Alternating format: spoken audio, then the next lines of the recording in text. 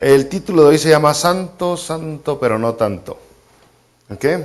Vamos a abrir la Biblia ahí en Filipenses capítulo 3, versículo 1 al 8. Y la palabra de Dios, me equivoqué gafas, pero estas se hacen grandes, mire. La palabra de Dios dice: por lo demás, hermanos, gozosos en el Señor. A mí no me es molesto el escribiros las mismas cosas, y para vosotros es seguro. Guardaos de los perros, guardaos de los malos obreros, guardaos de los mutiladores del cuerpo, porque nosotros somos la circuncisión, los que en espíritu servimos a Dios y nos gloriamos en Cristo Jesús, no teniendo confianza en la carne, aunque yo tengo también de qué confiar en la carne. Si alguno piensa que tiene de qué confiar en la carne, yo más. Circuncidado al 8º día, del linaje de Israel, de la tribu de Benjamín, hebreo de hebreos, en cuanto a la ley, fariseo, en cuanto a celo, perseguidor de la iglesia, en cuanto a la justicia que es en la ley, irreprensible. Pero cuántas cosas eran para mí ganancia, las he estimado como pérdida por amor de Cristo. Y ciertamente aún estimo todas las cosas como pérdida por la excelencia del conocimiento de Cristo Jesús, mi Señor, por amor del cual lo he perdido todo y lo tengo por basura para ganar a Cristo. Rápidamente, si usted recordará, la semana pasada o antepasada vimos Filipenses, los primeros 3 versículos, y está dando un contexto de las dos religiones que existen, y tristemente en estos tiempos 2 tipos de cristianos que existen, ya que la otra religión se ha metido al cristianismo, disfrazada de cristianismo, y eso es la religión por méritos humanos y la religión por méritos divinos. Nomás existen 2 religiones en el mundo. Aquellas que le dicen que usted se gana la salvación gracias a lo que usted hace, a lo que usted puede hacer. O aquella verdadera que le dice que usted se gana la salvación gracias a lo que Jesucristo hizo. Méritos humanos o méritos divinos. Y vimos que no hay mix, no hay nada que tantito de Dios y tantito de mí, porque la Biblia se opone completamente a eso. La palabra de Dios dice, pues si la gracia necesita de obras, ya no es gracia, dice Romanos. Ya no puede ser gracia, porque la gracia totalmente está libre de obras. Eso es lo que la Biblia nos enseña.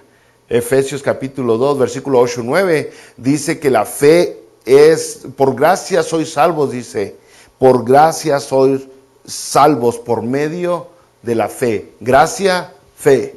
Gracia es lo que Dios hace, nos la regala. Fe es lo que nosotros hacemos. La recibimos con fe. Esa es nuestra parte.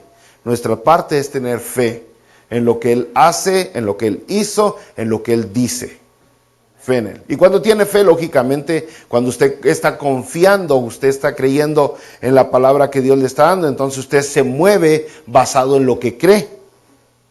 Una persona que dice que cree, lo demuestra con sus acciones. Pero no para obtener lo que ya le dieron, sino porque ya le dieron. Por eso lo demuestra.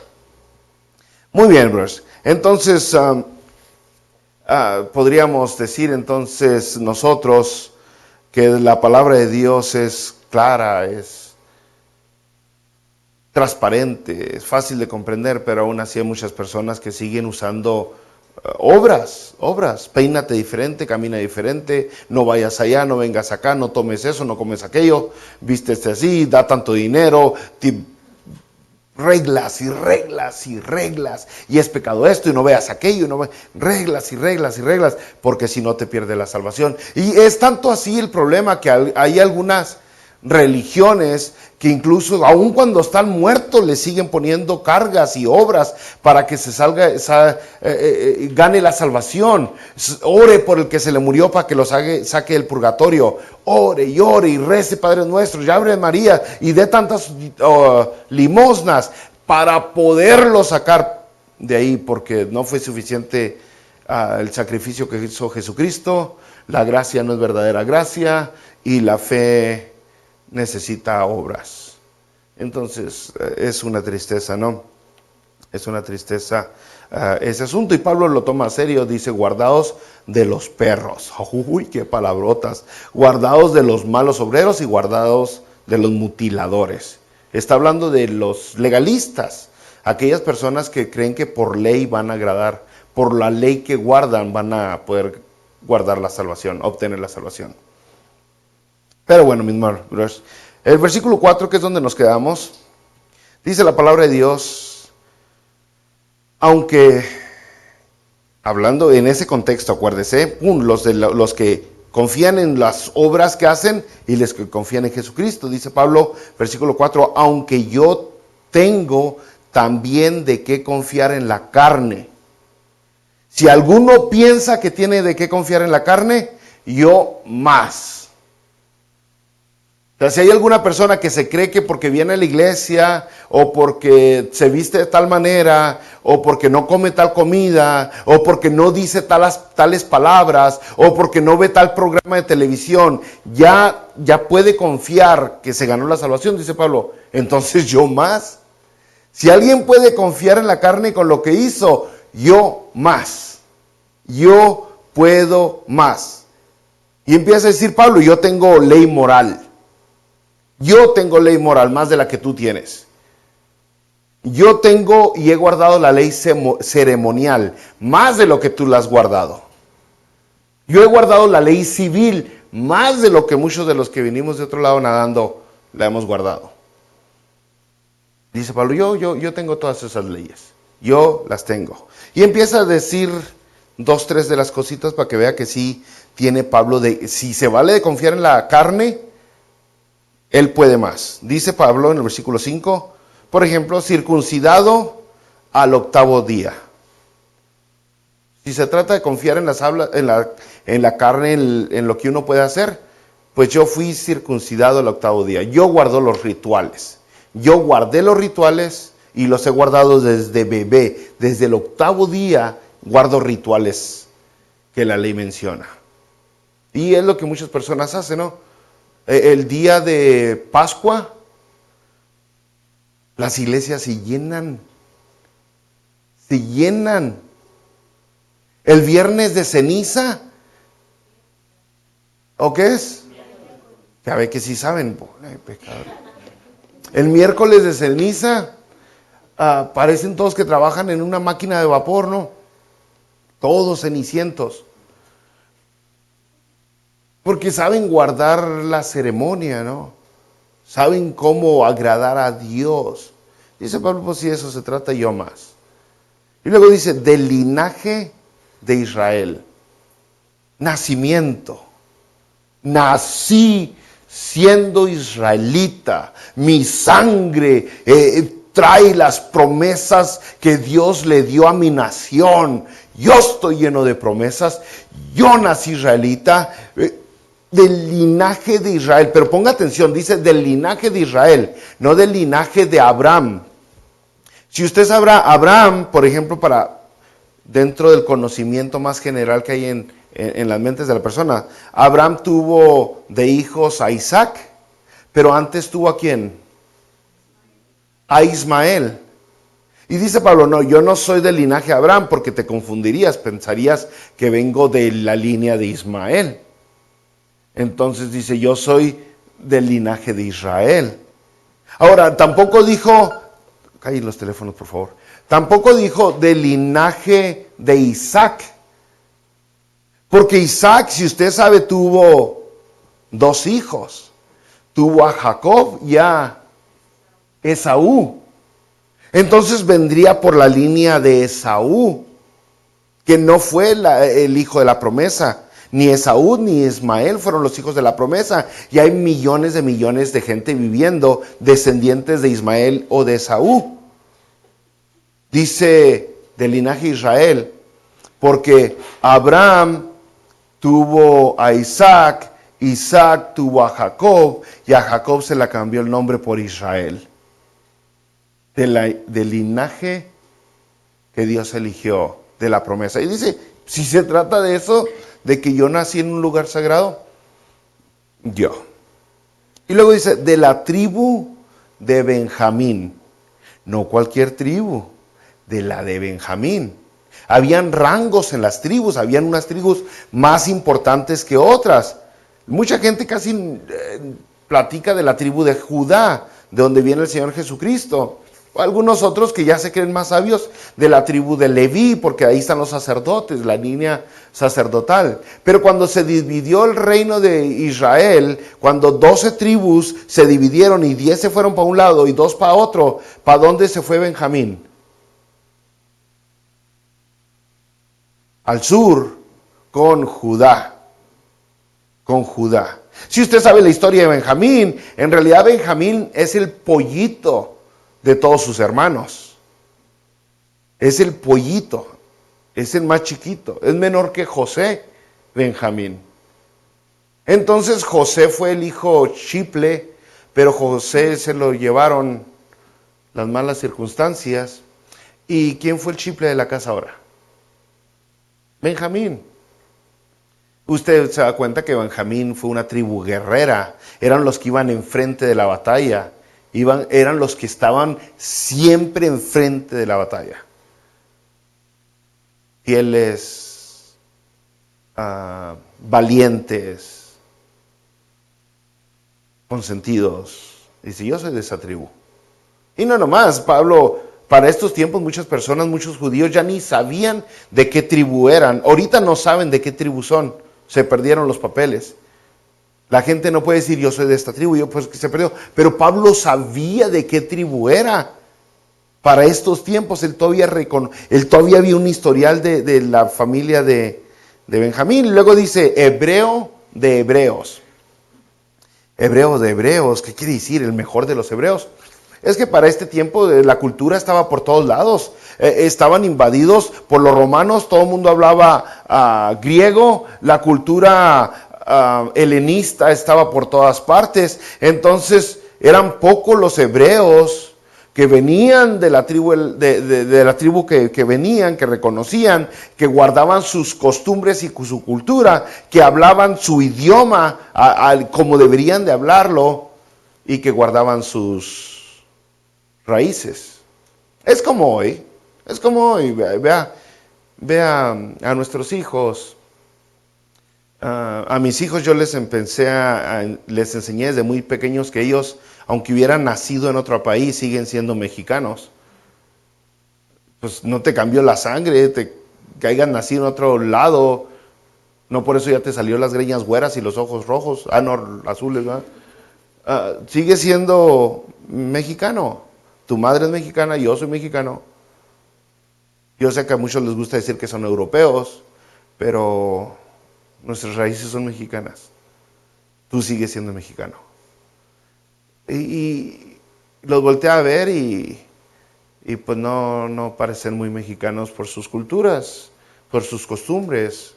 Y lo mismo con nuestros hijos, ¿no? Los volteamos a ver y algunas veces pudiera poner a algún jovencito que nació en nuestros países con un jovencito que nació en este país y se dar cuenta que son muy diferentes.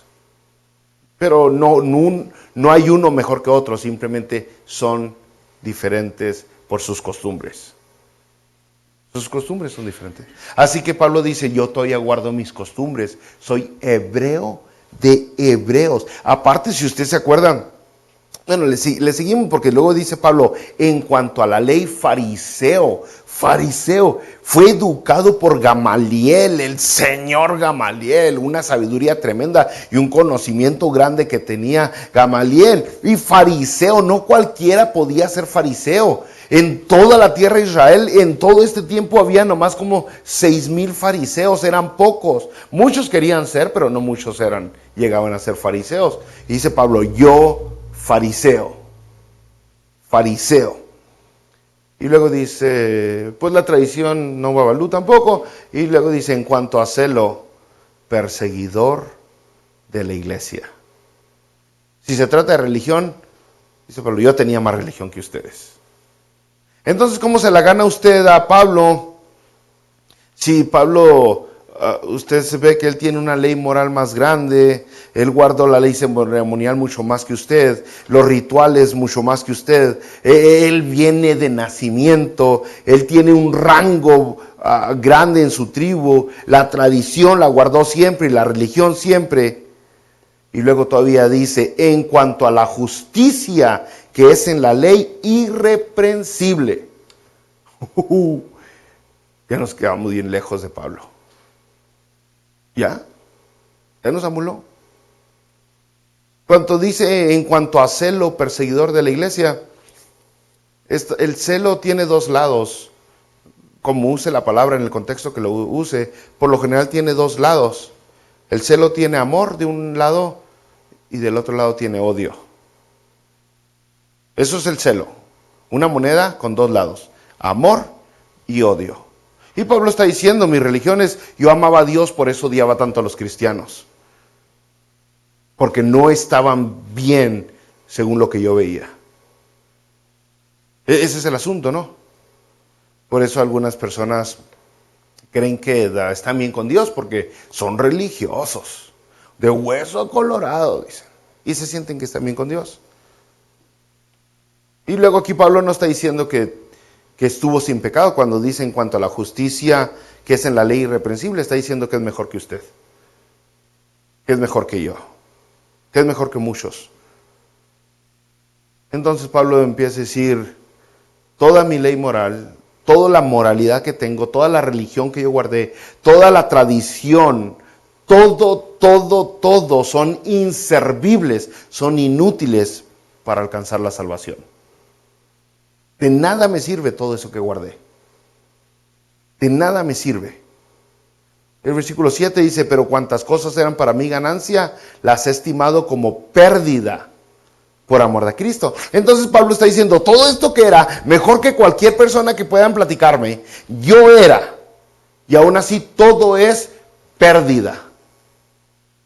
Todo lo bueno que me porté para ganarme la salvación no me sirve. No me sirve. Isaías capítulo 64, versículo 6. Si bien todos nosotros somos como suciedad, todas nuestras justicias como trapo de inmundicia, y caímos todos nosotros como la hoja, y nuestras maldades nos llevaron como viento. Todos. ¿Se acuerda que Romanos dice que no hay justo ni aun uno? ¿Se acuerda que Romanos dice por cuanto todos pecaron, todos están destituidos de la gloria de Dios? Y es lo que Pablo está diciendo. Entonces, ¿quién de ustedes se siente que es mejor que Pablo?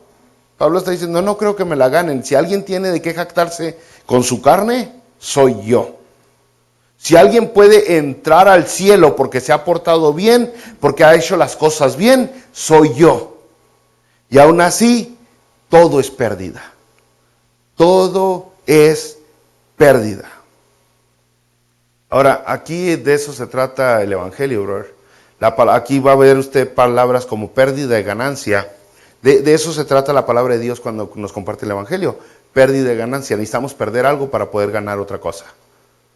Necesitamos reconocer que nuestros esfuerzos de nada sirven para poder obtener fe en Dios.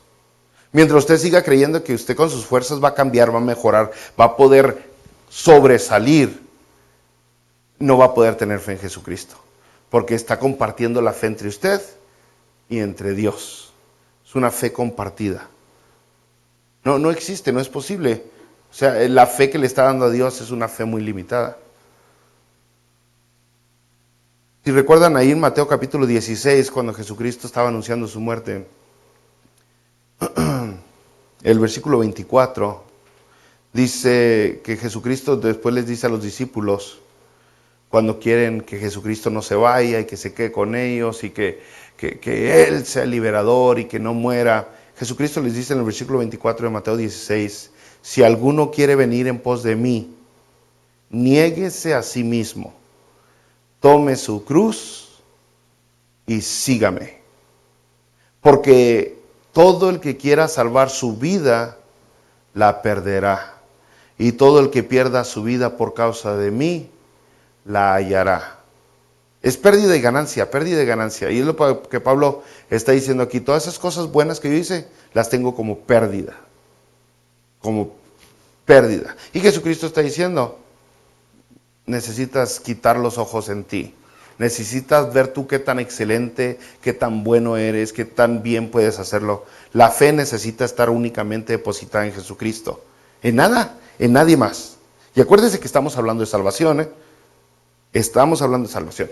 Para obtener salvación, la fe necesita estar al 100 en Jesucristo. Versículo 8, aquí en donde estamos. Y ciertamente aún estimo todas las cosas como pérdida por la excelencia del conocimiento de Cristo Jesús, mi Señor, por amor del cual lo he perdido todo. Otra vez la palabra, lo he perdido todo. Pero no nomás lo he perdido todo. Dice, lo tengo por basura para ganar a Cristo. Ahí está la otra palabra. Lo he perdido todo para ganar a Cristo. Y luego dice, pero no se me agüiten que lo tengo por basura. Usted diría, hubo un tiempo en mi juventud que se invitaban en las iglesias a gente que daba testimonio, y algunos de ellos eran evangelistas y daban un testimonio seguido así de su historia, su historia antigua, ¿no? Su testimonio, lo que pasó en su vida. Y dicen, brothers, yo antes tenía dinero, yo tenía mujeres, viajes, y ahora tengo a Cristo. Como que se lamentaban. Un tristemonio. Gracias, hermana. Sí, así como que, pues sí, yo antes de venir a Jesucristo tenía carros, drogas, viajes, placeres, y luego vine a Cristo. Pero Pablo no le hace así. Pablo dice todo lo que tenía, todo lo que era, toda la grandeza de su religión, y dice, y lo tengo por basura. Ahora, esa palabra basura, diferentes versiones de la Biblia lo interpretan un poquito diferente, pero es la palabra estiércol. Dice, lo tengo por estiércol. Y acuérdese de qué es lo que tiene por estiércol. Su moralidad, su religión, su ceremonia, su sangre. Cuando se trata de salvación, nada me sirve eso. O sea, no tiene un valor. No tiene un valor. Y no cualquier estiércol, está hablando de estiércol humano, por cierto. No hay muchos que valoran eso. Tanto así vale lo que perdí.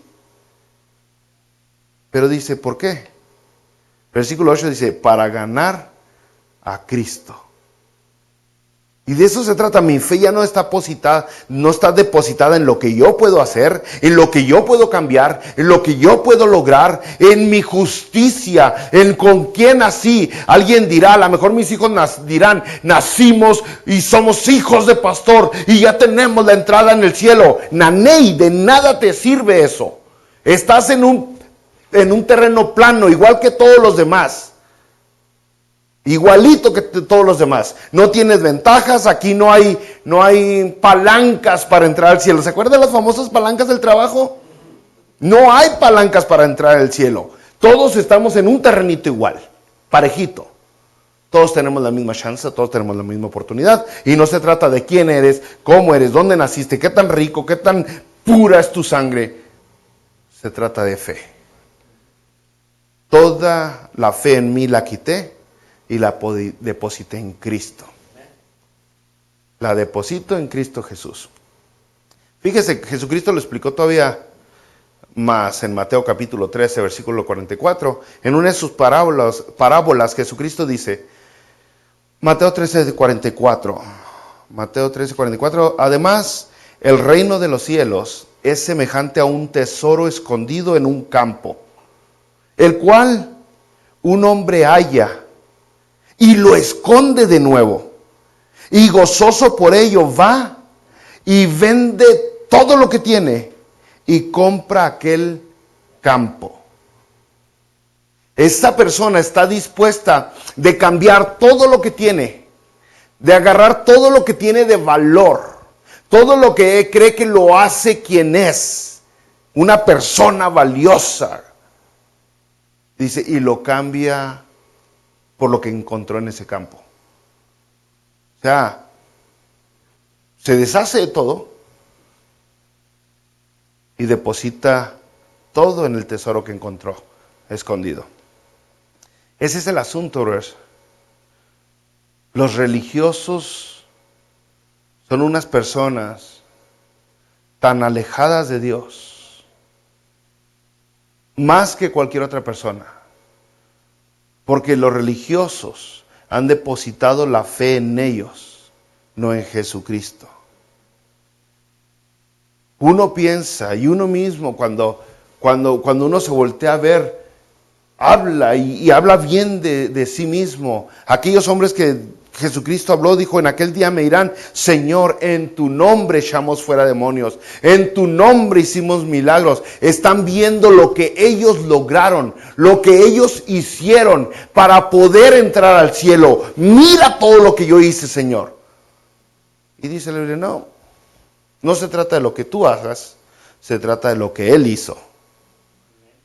No se trata de qué tanto confías en ti, de qué tan buena persona eres, de qué tan moral te portas, de qué tan bien te vistes. Se trata de Él.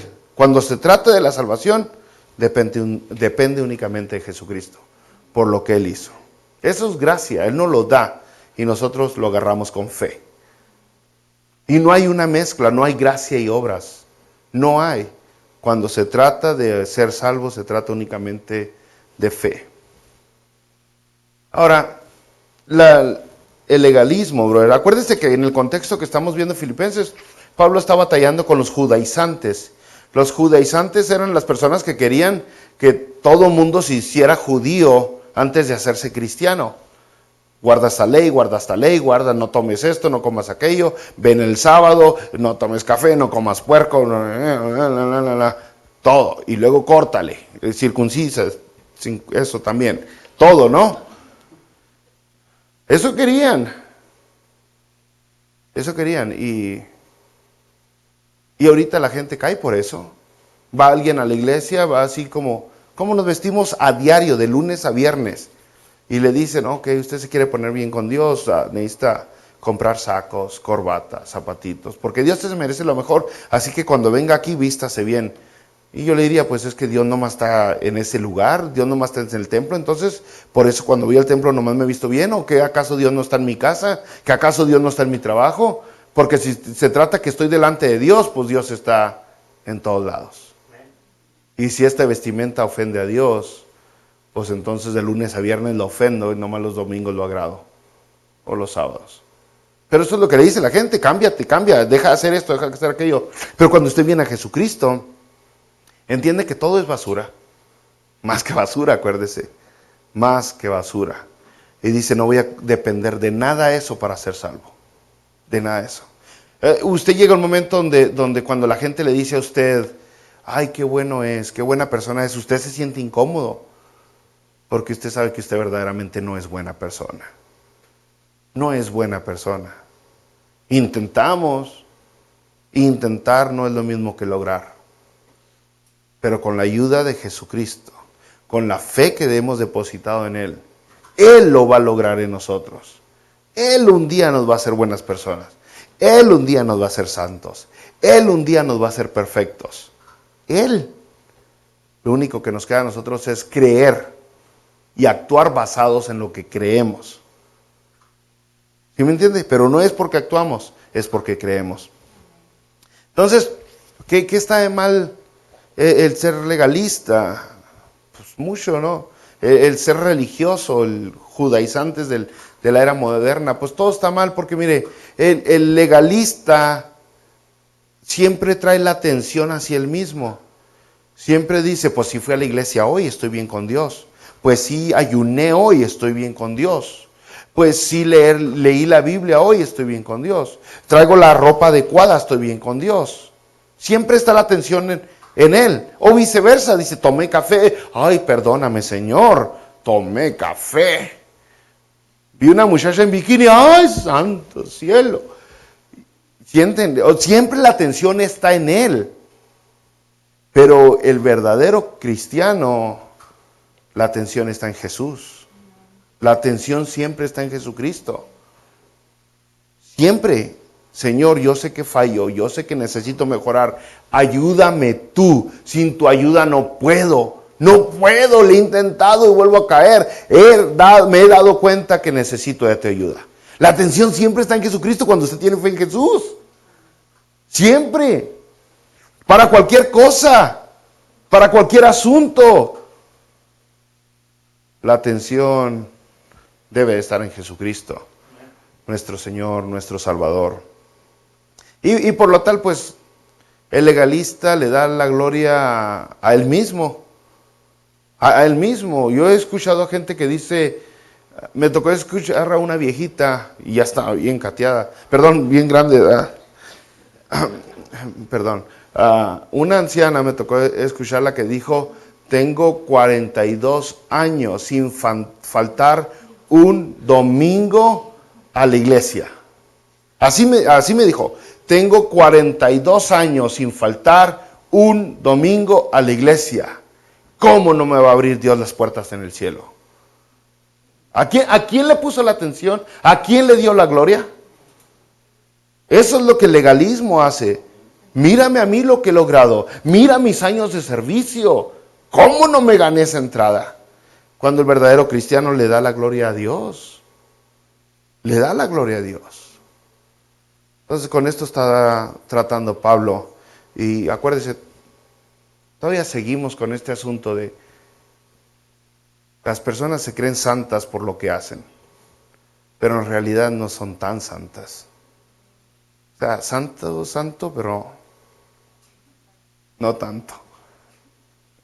Y eso es contradictorio, ¿no? Porque una persona, hablando de la santidad es libre de pecado, separado de la maldad, separado de la rebeldía.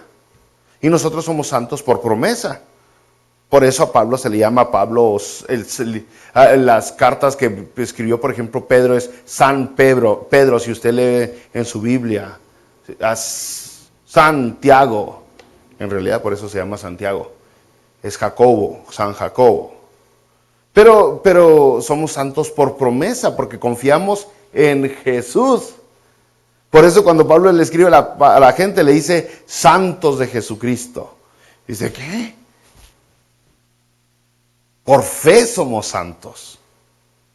¿Sí me entiende lo que le digo?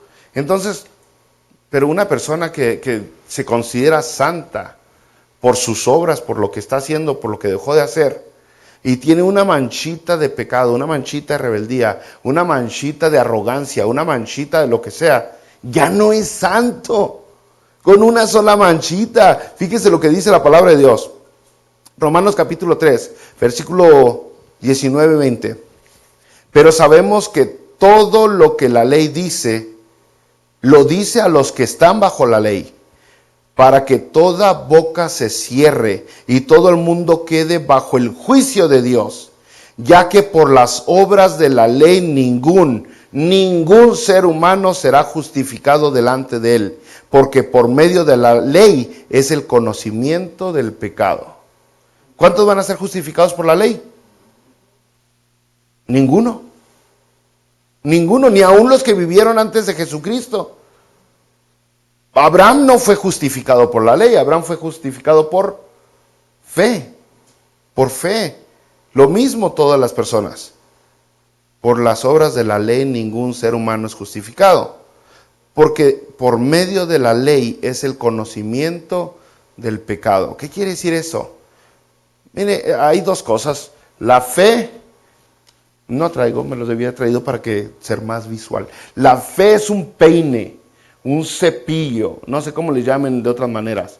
Una peineta, un chino. Me gusta más el chino. ¿Cuántos de ustedes saben lo que es un chino? No me estoy hablando de aquellos que viven allá en Asia.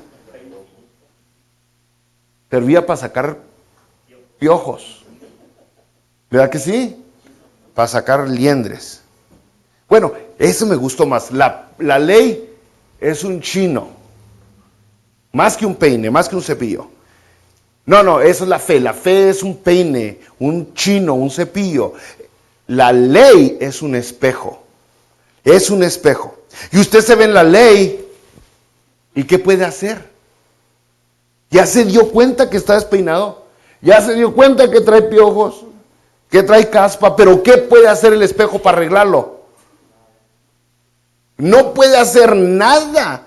Y esto es lo que dice la Biblia. Por la ley nos damos cuenta de nuestra condición, pero la ley no puede arreglarlo.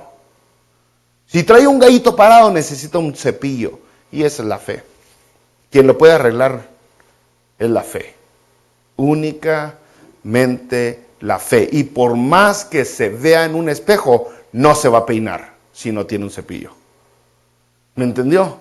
Y es lo que le está pasando. Mucha gente se la lleva viéndose en la ley. Mira cómo estamos, maná. Mira cómo estamos. Y sienten que cada vez son más santos.